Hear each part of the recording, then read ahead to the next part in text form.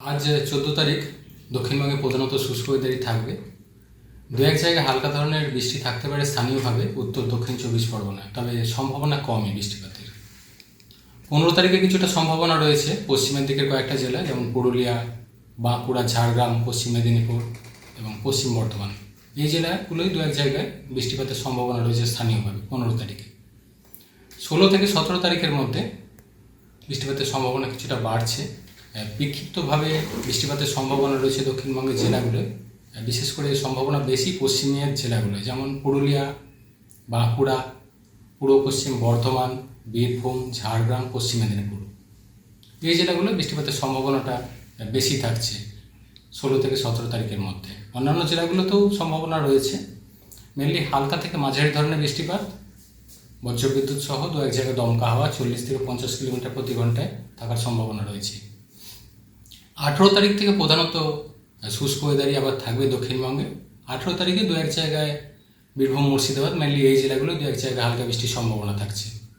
এছাড়া 18 তারিখ থেকে পরবর্তী কিছুদিন দক্ষিণবঙ্গে প্রধানত শুষ্ক ওয়েদার থাকবে। আবার কলকাতা পার্শ্ববর্তী অঞ্চলের জন্য মেনলি 16 থেকে 17 তারিখের মধ্যে কিছুটা সম্ভাবনা রয়েছে বৃষ্টিপাতের কলকাতা পার্শ্ববর্তী অঞ্চলের জন্য।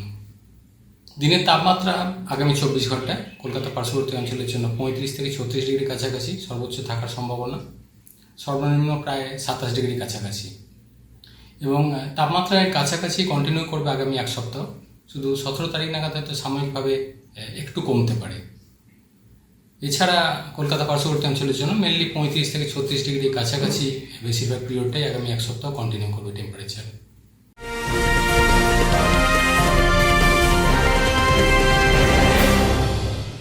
উত্তর 24 পরগনা ও তার আশপাশের এলাকার মানুষের সেবায় ক্যাথল্যাবের মতো অত্যাধুনিক সুবিধা নিয়ে পরিষেবায় ব্রতী সারদা মাল্টি স্পেশালিটি হাসপাতাল। একই ছাদের তলায় মানুষ সাধারণ চিকিৎসা থেকে শুরু করে 24 ঘন্টা ক্যাথল্যাব, এমআরআই, সিটি স্ক্যান, এনআইসিইউর মতো সুবিধা এবার থেকে পেয়ে যাবেন সারদা মাল্টি স্পেশালিটি হাসপাতালে। প্রয়োজনে যোগাযোগ করুন 033-2592-0730, 2593-0730, 2593-3562 ও 9331275635 নম্বরে। আমাদের ঠিকানা Royal Park, Kalyani expressway, Barrackpore, Kolkata 7,121। Sarada multi specialty হাসপাতাল, পরিষেবাই হোক আমাদের মূল লক্ষ্য। উত্তরবঙ্গের জন্য মেনলি উত্তরের জেলাগুলো অর্থাৎ দার্জিলিং, কালিম্পং, জলপাইগুড়ি, কোচবিহার, আলিপুরদুয়ার, এই জেলাগুলো দু এক জায়গায় বৃষ্টিপাতের সম্ভাবনা রয়েছে আজকের দিনটা 14 তারিখ।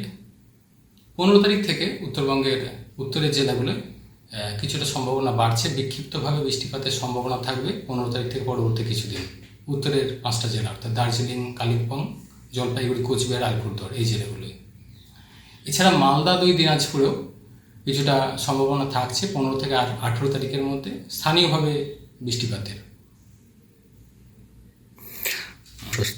হ্যাঁ, আগামীকাল অর্থাৎ 15 তারিখ দক্ষিণবঙ্গের পশ্চিমের জেলাগুলো যেমন পুরুলিয়া, বাঁকুড়া, ঝাড়গ্রাম, পশ্চিম মেদিনীপুর, পশ্চিম বর্ধমান, এই জেলাগুলোই দু এক জায়গায় স্থানীয়ভাবে বৃষ্টিপাতের সম্ভাবনা রয়েছে।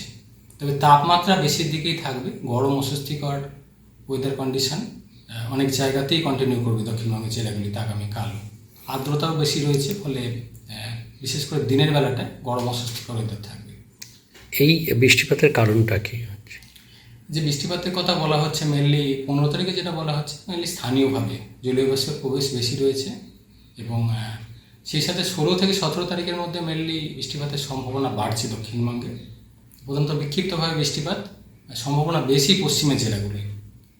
মেনলি জলীয় বাষ্পের প্রবেশ এই সময় বেশি থাকবে দক্ষিণবঙ্গের জন্য, এবং সেই সাথে একটা নিম্নচাপ অক্ষরেখা বা ঘূর্ণাবর্ত দক্ষিণবঙ্গ ও পার্শ্ববর্তী অঞ্চলের কাছাকাছি তৈরি হওয়ার সম্ভাবনা রয়েছে। এটা 16 থেকে 17 তারিখের মধ্যে যেটা সম্ভাবনা বেশি। অলরেডি আজকেও রয়েছে একটা ঘূর্ণাবর্ত রয়েছে, কিন্তু এটার প্রভাব খুব বেশি আজকে থাকবে না। পরবর্তী সময় যেটা 16 থেকে 17 তারিখের মধ্যে সম্ভাবনাটা বাড়ছে। মেঘবেলা লাইভে আপনার পছন্দের টিভি চ্যানেলস সম্পূর্ণ বিনামূল্যে, শুধুমাত্র মেঘবেলা ব্রডব্যান্ডের কানেকশনের সঙ্গে। মেঘবেলা ব্রডব্যান্ড, বাংলার ঘরে ঘরে।